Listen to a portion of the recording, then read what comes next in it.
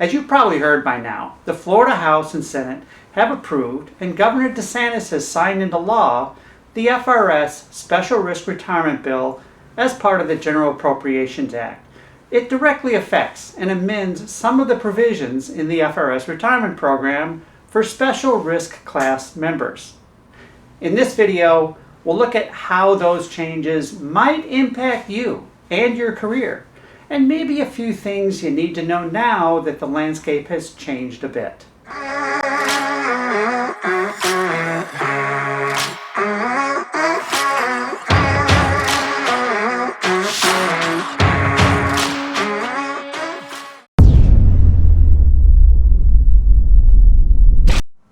To begin with, the new law brings in line everyone's eligibility date within the special risk class.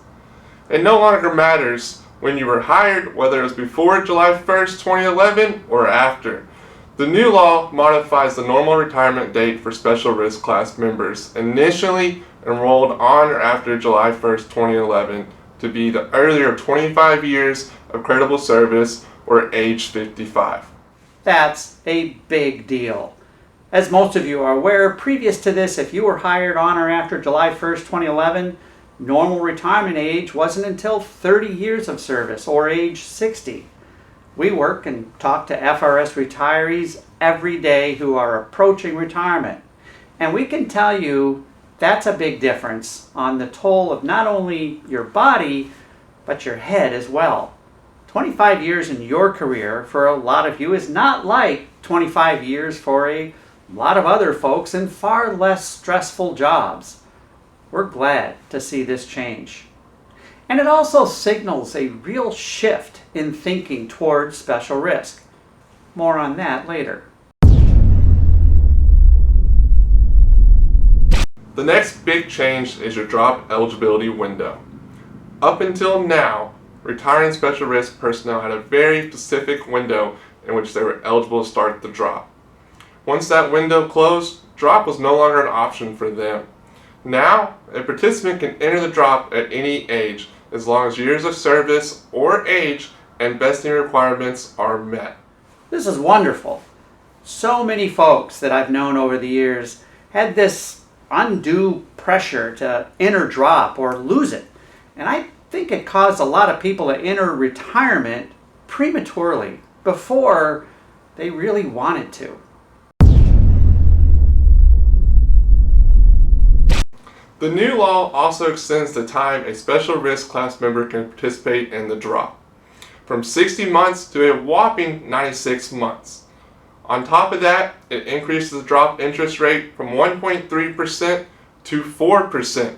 What does that mean to you in dollars?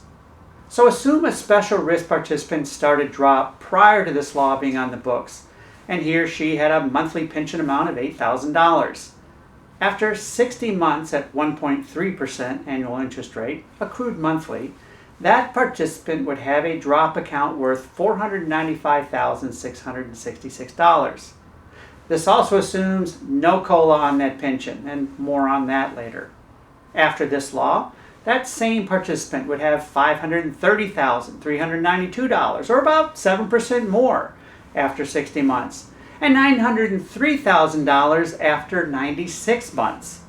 Want $1 million in your drop? About $9,000 a month of pension would do that over 96 months under this new law. That goes a long way to making retirements more secure and more enjoyable. The retiree health insurance subsidy got a big increase under this new law. Previously, the subsidy was $5 for each year of service, with a minimum amount of $30 and a maximum amount of $150 per month of subsidy. That was nice and a big help in retirement. But now it's even better, with $750 for each year of service and a minimum benefit of $45 per month with a maximum benefit of $225 a month. Take it from me, not a lot of folks have a benefit like this offered to them in retirement. For those of you in the investment plan or considering the investment plan, You also have a nice bump in your employer contribution by 2%. This doesn't sound like a lot, but consider a whole career with 2% more going into your investment plan. We ran the numbers, and even with the very modest earnings and annual increases adjusted for inflation, that can mean an additional couple $100,000 at retirement. I don't think that'll be enough to persuade anybody to do the investment plan who wasn't attracted to it before. But for those people who are right for the investment plan, and the investment plan is right for them, it's going to be a very nice increase. Wondering if the investment plan is right for you? We'd be glad to have that discussion with you and point out a few things that you really need to consider, both pro and con.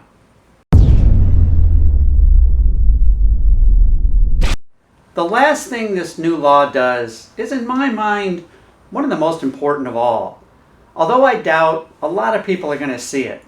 Maybe some of you old timers will know what I'm talking about. Over the years, we've seen the pendulum of public and legislative support towards you and your careers as peace officers and firefighters swing back and forth. It wasn't too long ago, well, just prior to July of 2011, in fact, that there was a lot of public outcry about your benefits package, that it was too rich and that it was going to bankrupt the state. Well, obviously, with this law and its overwhelming support in both the House and the Senate, that public sentiment has done a 180 and is at the other extreme of the arc. I have no doubt that in some future legislative session, not too long from now, we'll see that shift going back the other way again. That's politics, and that's what happens.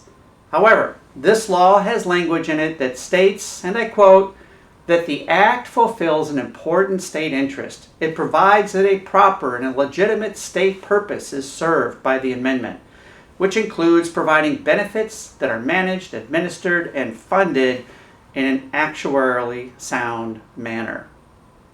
I see that as the current State House and Senate's attempt to tell future legislative bodies to keep your hands off this. Will it work? Only time will tell. Remember, it's politics. What's not in this new law that maybe should have been there? Something huge, and I bet you know what it is. It's a cost of living increase. The reality is it's inflation that implodes more retirement plans than just about anything else we can think of. It gradually and almost silently erodes your ability to maintain your world in your current environment until one day you realize you just can't make ends meet anymore and you're forced to make a downward lifestyle change. But it's cost of living benefits that cost retirement plans big money and have a tendency to really make state balance sheets look ugly in a hurry. Politicians and employers really hate COLA benefits because the costs are just huge. Careful planning on your part now is a must, and if you're smart, you'll look at those increases in your drop as part of that solution, as well as a career-long focus in your 457 deferred comp plan, if you're smart. This new law, it's truly a home run for FRS Special Risk participants. If they had kept the COLA benefits in it, it would have been an out-of-the-park, bases loaded, walk-off home run. But hey, a win's a win. Nonetheless, take it from someone who's been around for a while and seen how things change from one extreme to the other. This is good for now, and I hope it stays this way or even improves a bit with maybe some added COLA benefits. But I won't be overly surprised if 10 or maybe a dozen years from now, things change yet again. We're here to help you with sound guidance and good ideas to make your retirement a successful one. A retirement where you minimize your worries about money and you make good financial choices. We don't sell retirement products or earn commissions on things like annuities or life insurance or investments. So we remain unbiased in our advice, suggesting only what's best for you, not us. Never had an experience like that with a financial advisor? Give us a call. Let's talk. I expect you'll be glad you did.